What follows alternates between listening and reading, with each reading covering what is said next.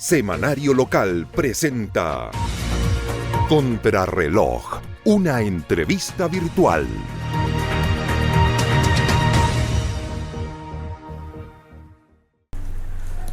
Hola, ¿qué tal? Muy buenas tardes. Día sábado en la ciudad de Osorno, día sábado 14 de marzo, un día de lluvia intensa a esta hora, de una temperatura relativamente baja, más que baja. Vemos nosotros hoy día a nuestro contertulio, amigo y compañero Bernardo Candia bastante abrigado, época de calzoncillos largos. Está buena la presentación. Sí. En el café. Quiero bar, restaurar, café, una fusión de música, de comida peruana y nacional. Nacional. Sí. Mira, hoy día, Claudio, traemos dos libros. ¿No? Uno tiene que ver con Marco Aurelio, que es un filósofo, pero también fue emperador de la época romana, entre los años 161 y 180 después de Cristo. Estas meditaciones de Marco Aurelio son altamente recomendables porque son parte de un proceso de transformación de Marco Aurelio en un hombre público, pero también un filósofo a través de sus reflexiones y meditaciones. Y una novedad que para muchos puede ser que es una especie de monografía de Manuel Rodríguez, realizada por la Soledad Reyes del Villar. Es un texto también que queremos recomendar porque obviamente Manuel Rodríguez es un personaje de la historia de Chile, de la independencia, y por lo tanto deberíamos todos los chilenos leer estos textos que son de alguna forma para fomentar la lectura y también obviamente la capacidad de reflexión y llevar a práctica algunas de las meditaciones de Marco Aurelio tan necesarias en esta época tan compulsiva del siglo XXI. Y antes de que el imaginario colectivo se adelante diciendo estamos promoviendo a Manuel Rodríguez, el guerrillero, la importancia de Manuel Rodríguez hoy día en tiempos modernos tiene que ver con la conformación de los estratos de la sociedad y el manejo del poder en el Chile incipiente, el principio de Chile, cómo este personaje logra, siendo también de una familia con cierto nivel socioeconómico, logra generar una división producto de una visión distinta, más compartida con Bernardo O'Higgins que con los hermanos Carrera. No, al inverso. Al inverso, más compartida con los hermanos Carrera que con O'Higgins. Que con O'Higgins, pero con O'Higgins las fuerzas ocultas que estaban detrás de O'Higgins, porque él era uno de los primeros masones nacionales y había todo un movimiento y eso es un pecado terrible para Claudio. No, me llevo bien, me encantan los masones, ese olorcito a azufre que maneja, bien agradable. Hoy día quiero plantearte la situación que está ocurriendo a nivel global con la geopolítica internacional. El tema del petróleo. Uno puede decir, bueno, esta guerra está a varios kilómetros de distancia, a varios miles de kilómetros de distancia, pero los efectos ya están amenazando. Por ejemplo, el desarrollo energético nacional a través de lo que podría ser el alza de las cuentas de luz. Bueno, mira, efectivamente el contexto internacional hace un mes atrás era absolutamente distinto. No estaba la guerra de Irán y Estados Unidos e Israel, y por lo tanto no era un factor de análisis para todo el proceso internacional. O sea, teníamos la guerra de Israel con la Franja de Gaza, Ucrania, Rusia, que eran las más conocidas, a pesar que existen como 8 conflictos bélicos a nivel mundial, pero esos eran los dos más llamativos para el mundo occidental. Y aparece este conflicto prácticamente de la nada, que cambia las relaciones internacionales, porque acá es un foco en Medio Oriente. Irán, para muchas personas, no es el mundo árabe. Irán es básicamente lo que era Persia en la época histórica, y por lo tanto los persas, estamos hablando de los persas, no estamos hablando allí de un mundo árabe que asumen, digamos, obviamente al Islam como parte de su credo religioso, mayoritariamente, pero está ubicado en un espacio geográfico estratégico, produce una gran cantidad de petróleo. El 20% del petróleo que produce Irán se va a China, por lo tanto todo esto puede afectar obviamente no solamente a las grandes potencias, sino que también, como tú dices, a los países pequeños como los nuestros, que el primer impacto es el aumento del petróleo. Uno va a echarle benzina de petróleo hoy día a su vehículo y va a estar cerca de los 1.000 pesos, cosa que ya se había bajado, hoy día nuevamente recupera ese umbral.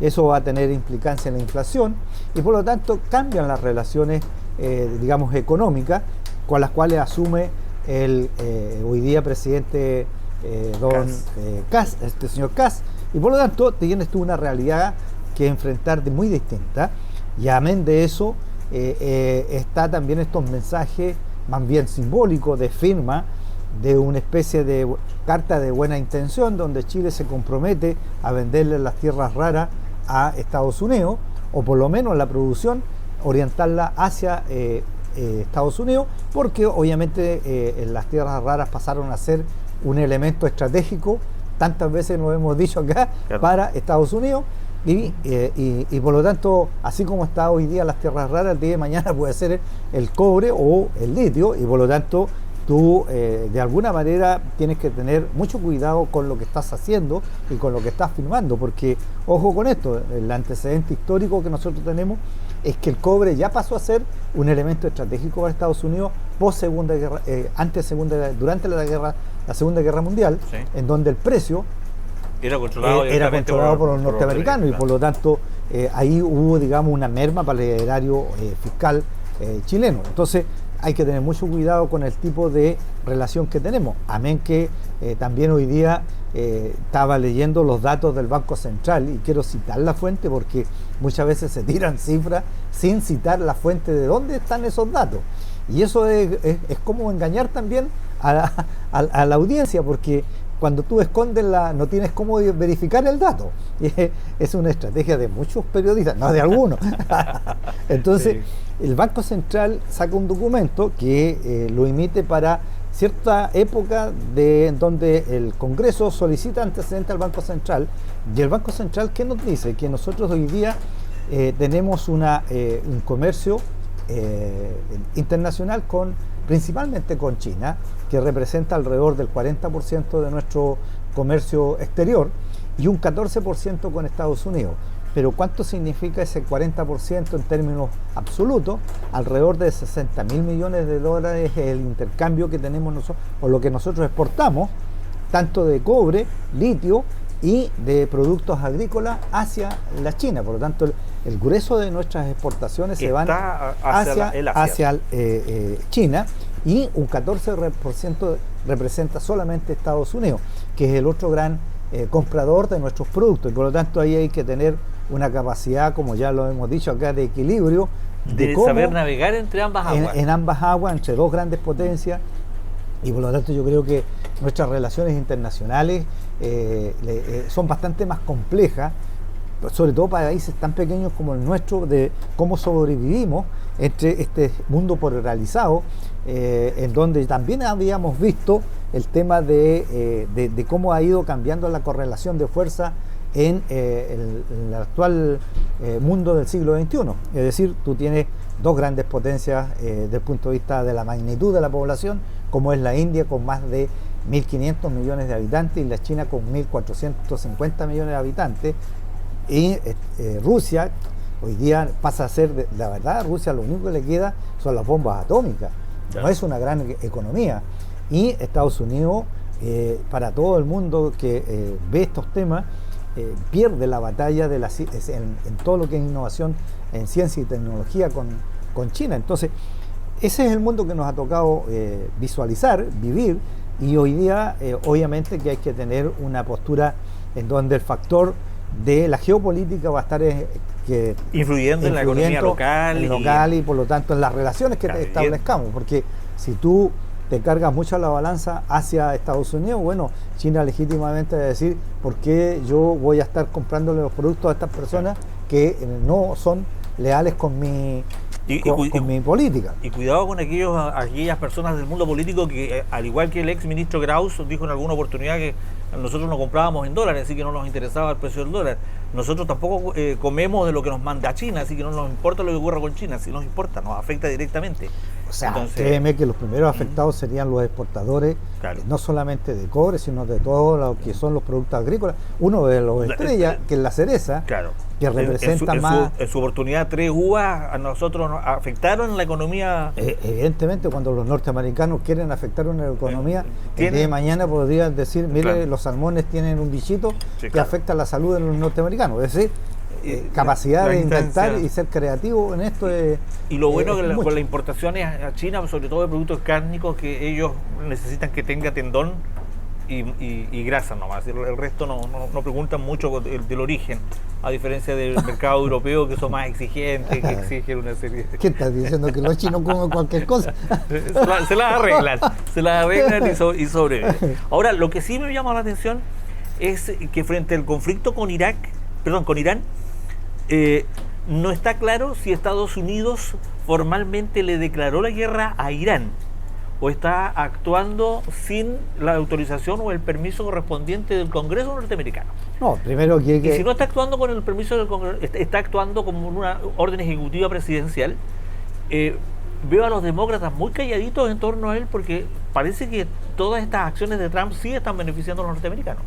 No, yo no creo eso. Yo no creo que esto beneficie a los norteamericanos. Es más, Trump está preocupado por las próximas elecciones porque esto le ha bajado en las encuestas y estos viven de las encuestas, el termómetro permanente, y eso es por producto, digamos, de que esto tiene un impacto también en su economía. La inflación ha aumentado y por lo tanto ellos saben que si este conflicto se prolonga, va a afectar a todo el mundo, es decir, no solamente a las economías pequeñas como las nuestras, sino que todo el mundo se va a ver afectado porque va a mermar la capacidad de entrega, es decir, imagínate el solo control, el solo anuncio del control del canal Del ya bus. provoca, digamos, un impacto en la economía. Y por lo tanto aquí yo diría que lo único que quiere Trump es que esto se termine lo antes posible.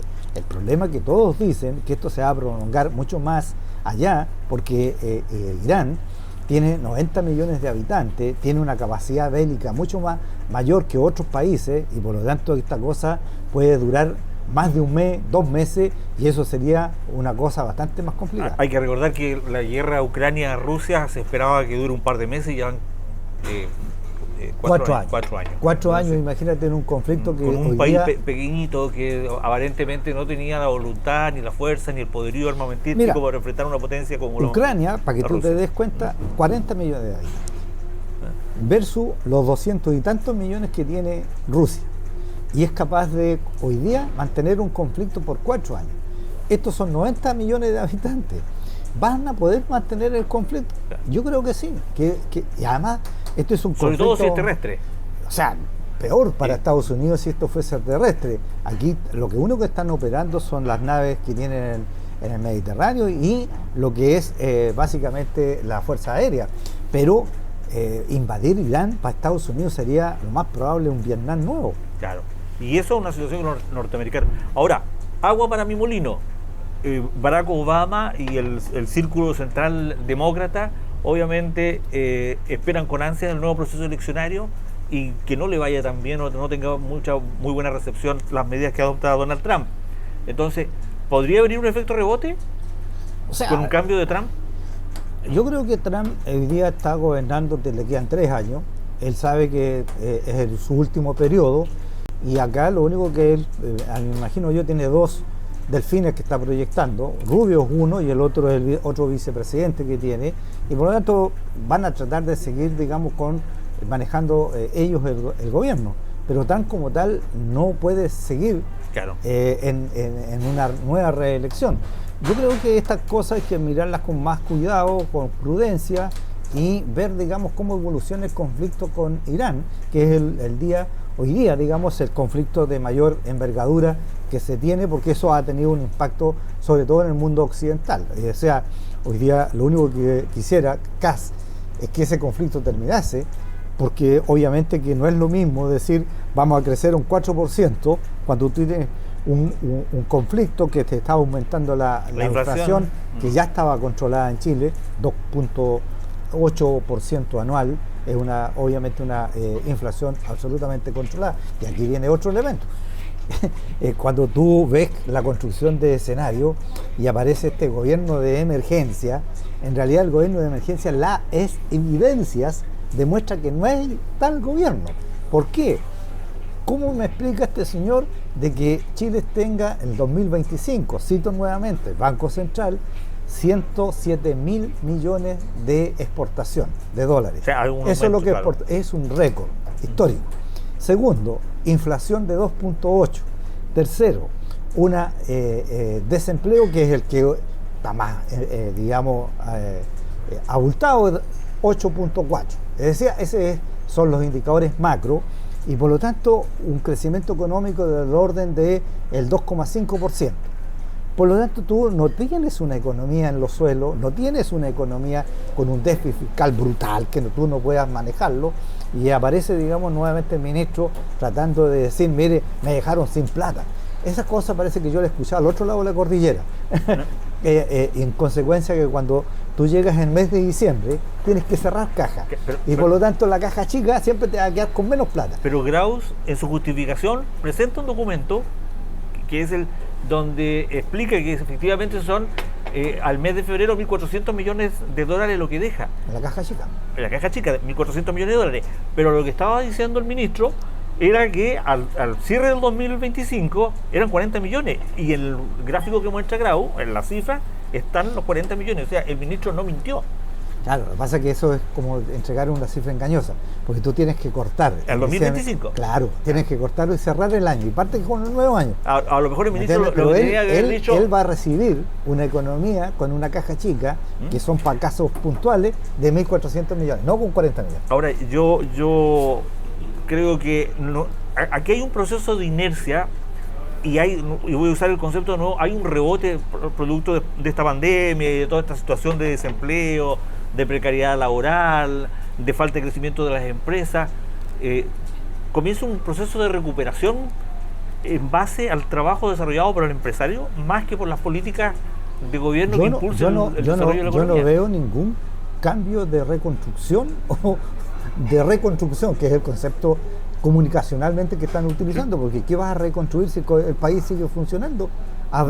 Los empresarios siguieron ganando en el gobierno de Boric como locos. O sea, prueba de ello son los 107.000 millones de dólares. ¿Para dónde va esa plata? Yo creo que te lo planteé en alguna oportunidad como un ejemplo, cuando comienza en el mall de Osorno, en el segundo piso, a construir una ferretería, no sé si es el ICI que está construyendo, al inicio del gobierno de Gabriel Boric, con toda la información alarmista que había con respecto a lo que era este gobierno, uno dice, bueno, ¿qué tipo de empresario decide apostar por una inversión millonaria en un segundo piso de un mall en Osorno, a menos que no tenga la certeza de que va a obtener alguna rentabilidad? Por lo tanto, la economía te cito, mal no está proyectada. Te cito nuevamente la fuente, Banco Central. La inversión de los chinos, tomando solamente 50 proyectos tienen de inversión con 25.000 millones de dólares. Los chinos, antes de hacer una inversión, como cualquier país por lo demás, te hacen todo un estudio de la estabilidad política, estabilidad social. O sea, y estabilidad. Tontos no son. No son, y el empresario tampoco. Tampoco, y por lo tanto ellos están haciendo una apuesta porque Chile, a través desde que se recuperó la democracia, ha demostrado una estabilidad política, económica y social, nos guste o no nos guste. El presidente Falabella acaba de recibir hace poco un bono de 1.200 millones de pesos por las utilidades que generó a Falabella en los últimos años. Entonces, el empresario sabe hacer su negocio y su negocio es ganar dinero. Entonces, ellos apuestan, pero la inercia que genera el empresario no se detiene con un estallido social, no se detiene con un gobierno que no haya sabido hacer las cosas bien o no ha sabido priorizar. Sí, mira, yo distingo dos momentos del gobierno de Boric. Yo creo que los primeros 2 años fue el primero de aprendizaje absoluto. El segundo fue de darse experimento cuenta, social. Claro, darse cuenta que las cosas eran mucho más complejas y que su constitución que ellos crearon fue un fracaso, el 65% le dijo que no, y después toma la bandera los republicanos, y nuevamente el 60% les dice que no, y al final nos quedamos con la constitución de Pinochet, tan denostada, con todas las modificaciones que le hizo Lago. De ahí viene el factor Salaquet con la reunión de los empresarios y los ministros, y sin que se tenga antecedentes claros, o comienza una nueva etapa del país, el segundo o tercer año, en que empieza el empresariado a crecer nuevamente y a generar esta inercia que nos tiene hoy día con índices positivos en la economía. Pero no hay aquí una intención o un trabajo sistemático producto de los funcionarios del gobierno de Gabriel Boric que sean los grandes motores detrás del desarrollo económico. No, en el caso de mira, hay organismos institucionales que tiene el Estado de Chile.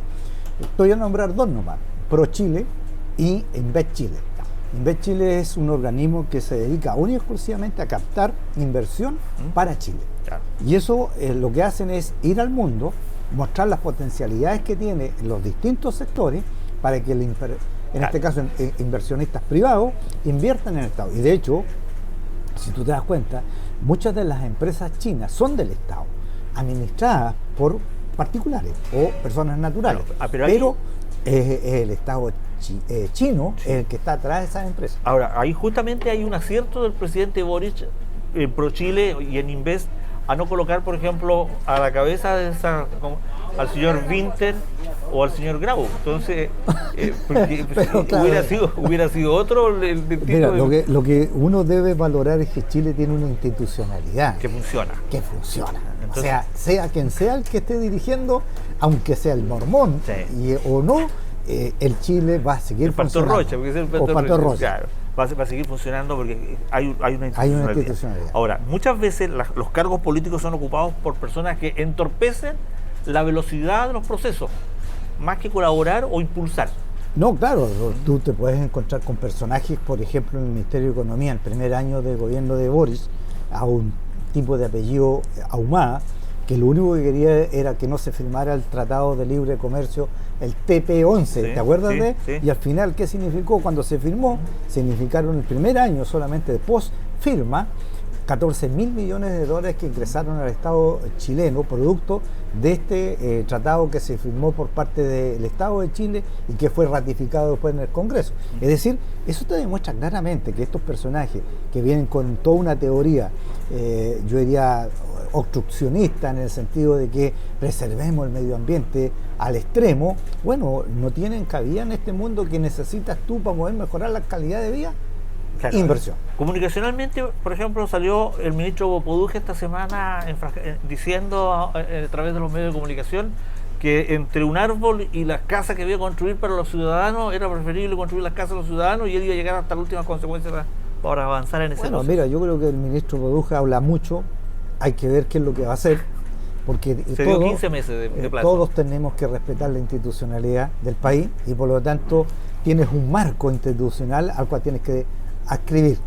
Para eso está la Contraloría, para supervisar, y por lo tanto estos personajes que hablan más de lo que hacen, bueno, habrá que verlos. ¿Hay un extremismo medioambiental instalado o se instaló en algún momento un extremismo medioambiental que frenó proyectos? No, yo no diría que es un extremismo, pero sí un exceso de celo con el tema. Yo creo que hay que ser práctico, los países como los nuestros tienen que ser prácticos. A raíz de, digamos, del cambio de mando, tuve la oportunidad de ver, no sé si te lo envié a ti, lo que fue la transición de los años 90 en el proceso de mando a Mujica en este caso de Elwin, de Pinochet a Elwin, que le entregaron la moneda 48 horas antes de hacer el cambio. El video muestra claramente cuando le entregaron la llave y tuvieron que en la noche sacar todo y cambiar todo. Es decir, versus el cambio de mando que hubo hoy día, con una democracia mucho más consolidada, entre dos gobiernos de absolutamente dispar signo. O sea, tú tienes a Gabriel, Boric, entregándole el mando y la piocha de O'Higgins a Kast. O sea, y todo en orden. Yo creo que esas cosas hay que valorarlas desde el punto de vista institucional, porque eso da cuenta de un país maduro, de una democracia con muchos defectos, pero madura. No es lo mismo. Imagínate tú la gran potencia que es Estados Unidos y Obama, o sea, en este caso Obama le entrega a Trump y Trump no fue capaz de entregarle el mando a John Biden y es más, intenta un golpe. Entonces, y lo más cercano a nosotros, Bolsonaro, que de tipo no fue capaz de asumir institucionalmente que la democracia es cambio y que puede haber, digamos, una elección distinta a la que te guste o no te guste, pero ese ritual institucional, Chile hoy día por lo menos lo ha demostrado y créeme que debe ser la envidia de muchos países. En la institucionalidad me llamó mucho la atención la cercanía del presidente Boric con la señora de Sebastián Piñera en la salida, en que realmente, o sea, había un abrazo de cariño y de aprecio y de respaldo. Eso habla muy bien. No, yo creo que sí. Mira, esas cosas son importantes que la gente las visualice, porque a raíz de estas imágenes tú dices, bueno, este es un país serio, responsable, versus unos programas como este que yo hago mención en un artículo que tú todavía no lo sacas, que digamos son estos discursos de odio, sí, claro, y las consecuencias que han tenido en la humanidad. Y en Chile Sin Filtro de verdad es el aporte, o sea, pobrísimo, es un daño enorme a la democracia, sí, al lenguaje, al respeto por el otro, las descalificaciones, todos estos conceptos que se usan ahí, destemplados. Se elige Yo le recomiendo a estos personajes este libro, Marco Aurelio, sí, Meditaciones, de tal forma que efectivamente aprendan que la política no es de eso. Es que esto vende. Vende, ese es el problema. Vende. Entonces, Dauno Totoro, por ejemplo, que es invitado, él es un chico que vive, un cabro joven, que es un izquierdista de cóctel, un izquierdista de papel, que habla desde una posición absolutamente intransigente y por sobre toda consideración con respecto al resto del mundo. O sea, ¿cuántos ojos tienes? ¿Tú? ¿Yo? Dos. Ya, y el otro lado, Claro. al frente, ¿te has dado cuenta? Sí, entonces los buscan justamente para generar audiencia, como si lo más importante fuera la calidad del debate, claro, más que el fondo del debate. Desde mi punto de vista, ese tipo de programas lo único que hacen es un daño al bien común. Es decir, cuando tú aceptas que te traten de determinada forma, descalificándote como ser humano, bueno, ¿qué te queda? Te queda, digamos, la posibilidad de las armas, de la violencia física, porque al final de cuentas ya no te entiendes. ¿Cómo te vas a entender con alguien que te está tratando de la peor forma versus, digamos, un diálogo constructivo? Podemos tener diferencias, Claudio. Ahora, tú podrás ser evangélico, yo católico, pero en algún punto tendremos que entender que hay un solo Dios. Sí, pero yo soy evangélico y voy al culto. ¿Usted va a la iglesia? De vez en cuando. Ahí está la diferencia. Hay algo que... Ahora, el nivel de personajes que asiste a ese programa. Bueno, pero si no es la culpa del chancho, sino también la culpa de quien le da el afrecho al chancho. Claro, pero yo puedo instalar una botillería que venda vino por caña, pero no vas a pasar tú porque está la botillería. O sea, claro, tienes que tener también tu propio control y autocontrol. Entonces, habla más de los personajes que participan. Yo entiendo de que el programa incentiva eso. Sí. Yo creo que este personaje que se viste de negro efectivamente motiva, incentiva y lleva a personajes de esta calaña. Claro. Porque la política es fome. La política seria, responsable, es fome. No vende. Claro. En cambio, este tipo de debates, digamos, chanta, cantinflesco, burdo. El salir a hablar con grosería. Y entre más te apunto con el dedo. Que no sabe, es ignorante. Claro, zurdo de tanto, claro, facho. Claro. Eso ¿En qué contribuye eso? Claro. Ahora, y eso en todos los niveles de la sociedad, porque estamos hablando nosotros de la política nacional, a nivel local también. Mira, y esto está potenciado hoy día en la era digital. O sea, si algo se está prestando, este enjambre de personas anónimas que nunca han reflexionado, nunca han pensado nada, pero tienen el dedo. ¿Me gusta o no me gusta? Claro. O escriben frases descalificadoras de cualquier personaje, no importa. Bueno. Mira, Cuando nombran a este cabro, el delegado provincial, antes de 24 horas lo estaban descalificando. Y había un medio que escribió un artículo completo con respecto a situaciones que no tenían ninguna relación con lo que estaba ocurriendo, pues yo vi a los dos personajes participar en común de esta actividad. Entonces tú empiezas a cuestionar el nivel o la idoneidad moral de ese medio, en particular, que hace bastante tiempo en la ciudad de Osorno está dirigiendo ataques arteros contra distintas personalidades. Es como si su meta fuera tirar con ventilador para obtener a través del miedo algún tipo de beneficio económico. Para algún creyente como tú y yo, este es un diablo que está metiendo la cola en un proceso democrático limpio, transparente. O sea, démosle la oportunidad de demostrar sus capacidades, demostrar su liderazgo en la provincia, pero no lo descalifiquemos inmediatamente. Démosle un tiempo, dejemos que desarrolle su posición de trabajo. Contarte que asumió entonces Alejandro Raven Carols como el delegado presidencial provincial. Esperamos que él pueda recuperar aquellos espacios que se perdieron en la administración anterior con respecto a lo que es contratación de funcionarios, porque nosotros con una delegación presidencial fuerte, obviamente se pueden desarrollar otro tipo de actividades. Mira, yo le deseo lo mejor a Alejandro, creo que él puede hacer un buen trabajo. Se necesita fortalecer la coordinación de los servicios públicos, apuntar a objetivos en común, de tal forma que la provincia de Osorno siga creciendo, siga desarrollándose, que siga habiendo más inversión. Por lo tanto, yo le deseo lo mejor a Alejandro en su nueva gestión. Quiero comentarte con respecto, hay un poema que decía: esta herida es lenta, no mata, pero orada, lentamente callada.